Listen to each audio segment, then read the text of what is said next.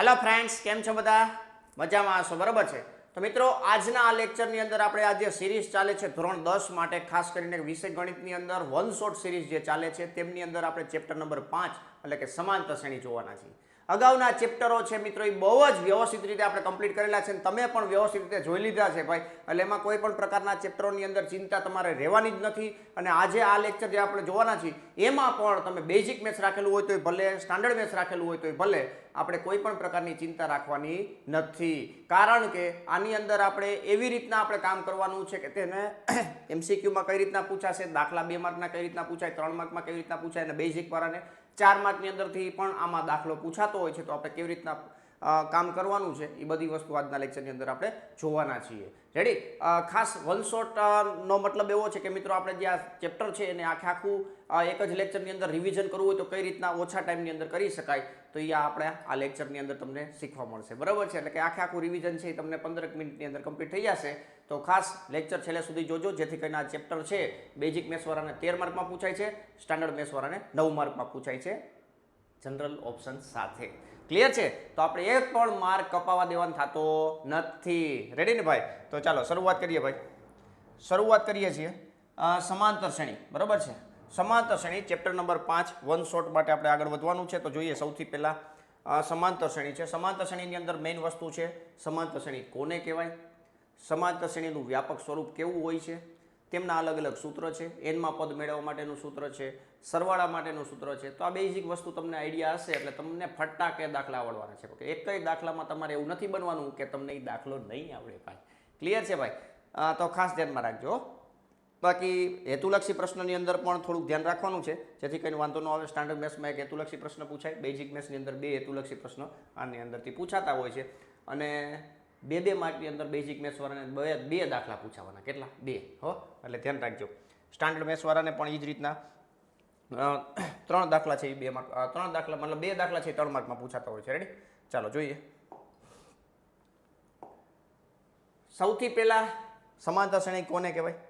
તમને બધાને ખબર જ હશે, નિશ્ચિત પદ આપ્યું હોય, પ્રથમ પદ સિવાયનું જે પદ છે, બરાબર, પ્રથમ પદ સિવાયના જે પદો છે એમાં કોઈ નિશ્ચિત સંખ્યા ઉમેરી અને એક યાદી બનાવવામાં આવતી હોય ભાઈ, તો એવા પ્રકારની યાદીને આપણે સમાંતર શ્રેણી કહીએ છીએ, શ્રેણીને સમાંતર શ્રેણી કહીએ છીએ। રેડી? તો અહીં લખેલું છે મિત્રો, જેના પ્રથમ પદ સિવાયના પદ આગળના પદમાં નિશ્ચિત સંખ્યા ઉમેરી મેળવી શકાય તેવી સંખ્યાઓની યાદીને શું કહીએ છીએ મિત્રો? સમાંતર શ્રેણી કહીએ છીએ।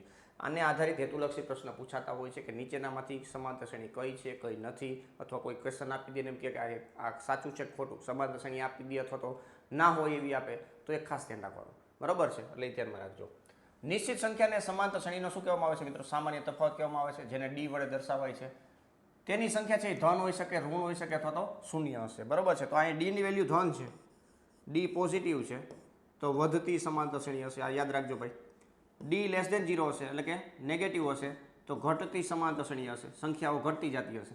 અને ડી બરાબર 0 હોય તો અચળ હશે, અચળ પદ આપેલા હોય, બરાબર? ધારો કે 5 છે, 5 છે, 5 છે, ડોટ ડોટ ડોટ ડોટ આવી રીતના આપેલું હોય તો આ પણ એક સમાંતર શ્રેણી છે, એટલે આ ખાસ ધ્યાનમાં રાખવાનું છે। રેડી?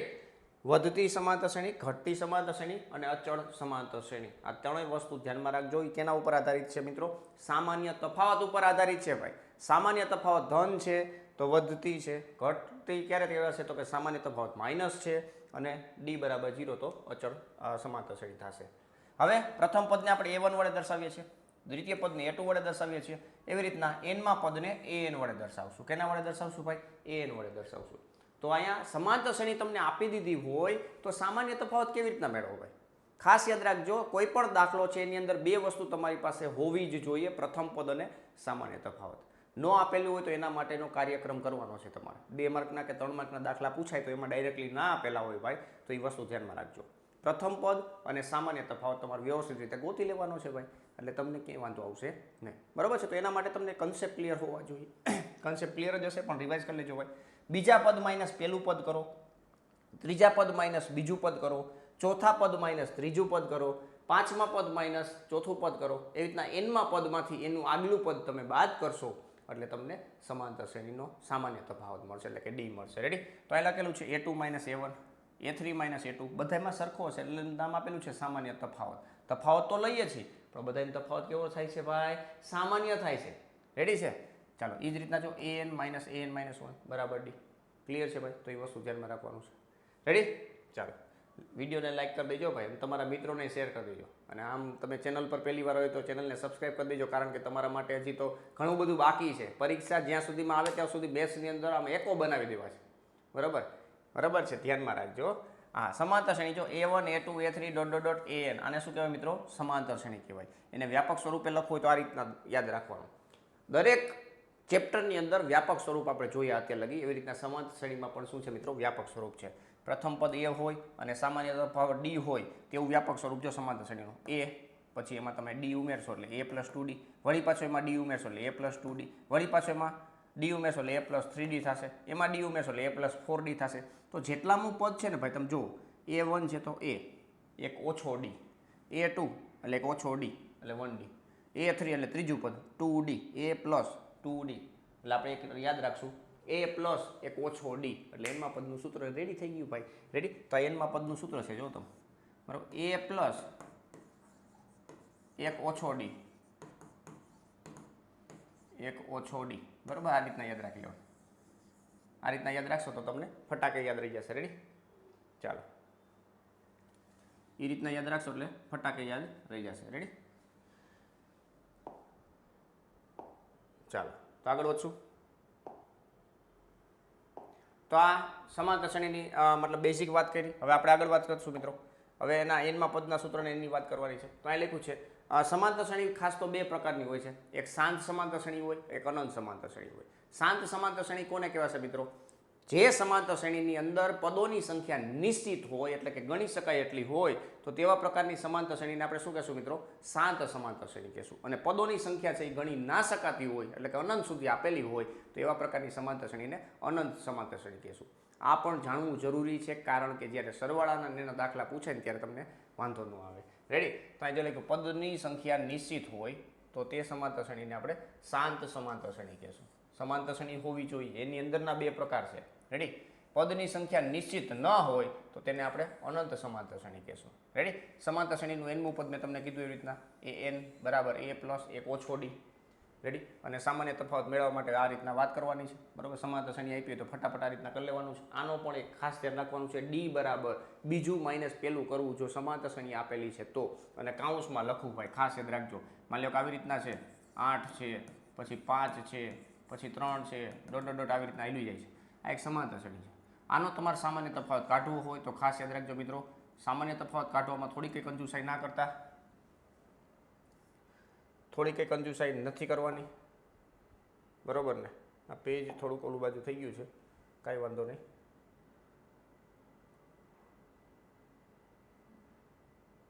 ચાલો તો અહીં તમે જુઓ મિત્રો, સમાંતર શ્રેણીની અંદર ડી તમારે જ્યારે મેળવો છે, આ તગડો થોડોક હેઠો આવી ગયો છે, વળી પાછું વળી ગયું ભાઈ, આને થોડુંક વ્યવસ્થિત આપણે રાખી દઈએ.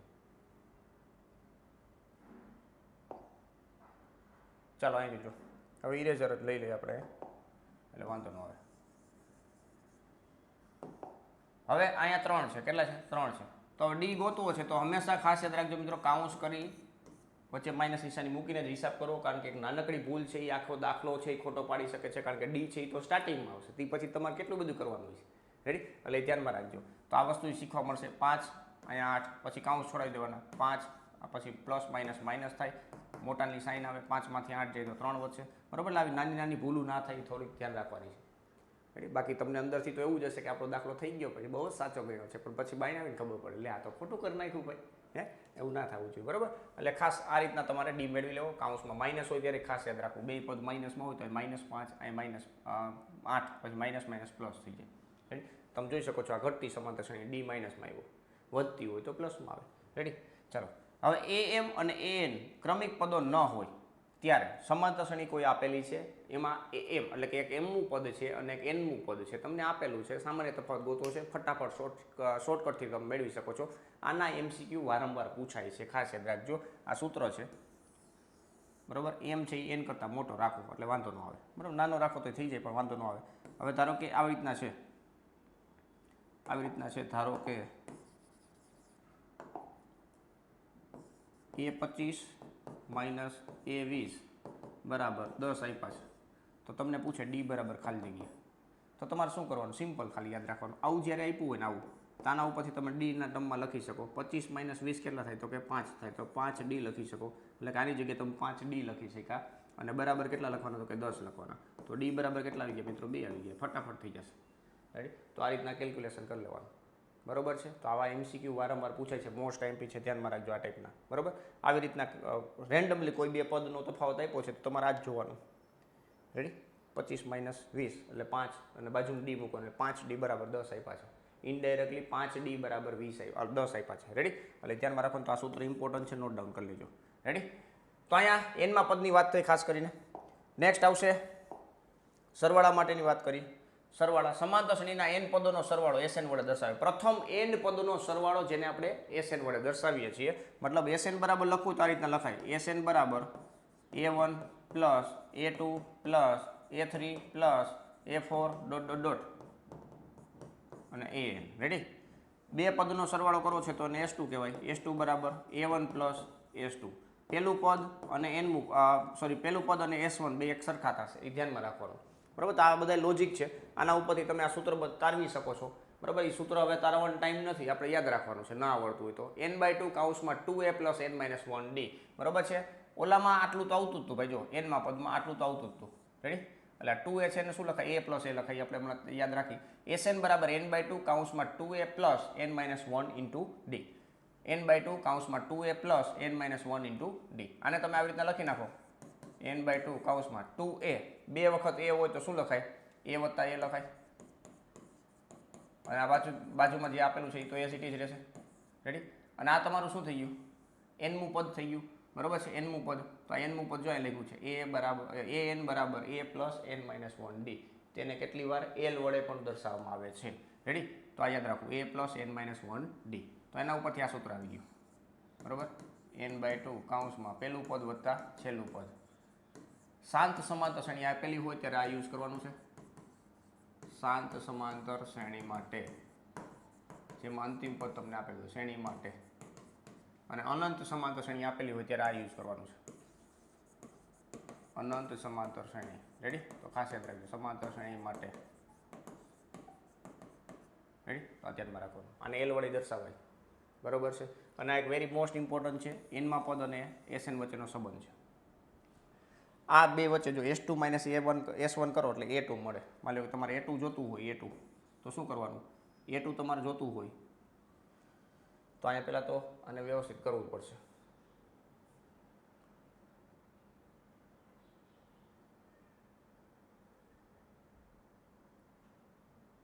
ચાલો, દેખાતું જાય છે. બરોબર છે. હા, ચાલો આવી જજો ભાઈ.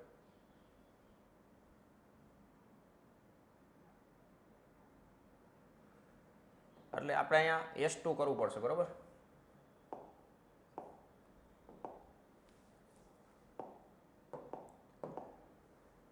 A2 ધારો કે જોઈએ છે, A2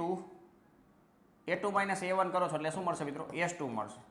આપણે અહીં ઊંધું થઈ ગયું છે આખું. બરોબર છે. પહેલાં ઇરેઝ કરી નાખી, નવેસરથી જ કામ કરી. બરોબર ને ભાઈ. આમાં શું છે, બોર્ડ થોડુંક નવું છે ને એટલે થોડુંક આવી રીતના હેબિટ ના હોય. S2 બરાબર A2 - A1. બરોબર. આ ફરી પાછું ઊંધું લખ્યું આપણે. બરોબર. વળી પાછું ઊંધું લખ્યું છે, ખાસ યાદ રાખજો ભાઈ. તો અહીંયા આ રીતના કરવાનું નથી. સરવાળાની વાત છે. બરોબર. એ સરવાળા ઉપરથી કામ કરવાનું છે ભાઈ. તો સરવાળા ઉપરથી જોઈજો. A2 તમારે જોઈ છે તો શું કરવાનું, S2 - S1 કરવાનું. S2 એટલે શું થાય, તો કે A1 પ્લસ A2 થાય અને માઇનસ A1. બરોબર. A1 કયો કે S1 કયો, બે એક જ થાય. એટલે A1 ઉડી જશે એટલે શું વધશે મિત્રો, A2 વધશે. રેડી. તો આવી રીતના તમારે જે પદ જોઈ છે સરવાળા ઉપરથી, તો 10મું પદ જોતું હોય તો S10 - S9 આવી રીતના તમે કરો એટલે તમને મળી જાય. રેડી. તો એ એક વસ્તુ થોડી ધ્યાનમાં રાખવાની છે. એ જ રીતના પ્રથમ n પ્રાકૃતિક સંખ્યાનો સરવાળો છે. ખાસ યાદ રાખજો મિત્રો, આ સિગ્મા xi પણ તમે કહી શકો છો. Sigma xi.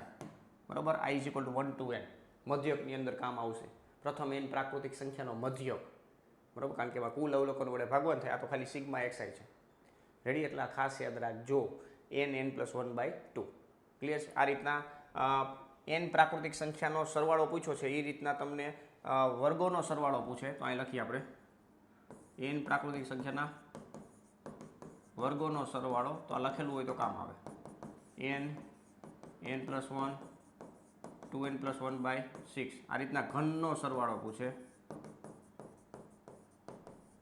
તો n+1/2 એટલે કે આ જે લખ્યું છે એ જ પણ આખાનો વર્ગ કરવાનો. પ્રથમ અયુગ્મ પ્રાકૃતિક સંખ્યાનો સરવાળો પૂછે, બરાબર? તો આ ખાસ યાદ રાખજો, આ બહુ ઇમ્પોર્ટન્ટ છે. અયુગ્મ સંખ્યાનો સરવાળો, તો કેટલી અયુગ્મ સંખ્યા છે એ જોઈ લેવાનું, બરાબર? એનો સ્ક્વેર કરી નાખો, n². અયુગ્મ પ્રાકૃતિક સંખ્યાનો સરવાળો n². પ્રથમ n અયુગ્મ પ્રાકૃતિક સંખ્યા એટલે કે પ્રથમ 5 અયુગ્મ સંખ્યા હોય તો એમનો સરવાળો કરવો છે તો 5નો સ્ક્વેર 25 થશે. ક્લિયર છે ભાઈ?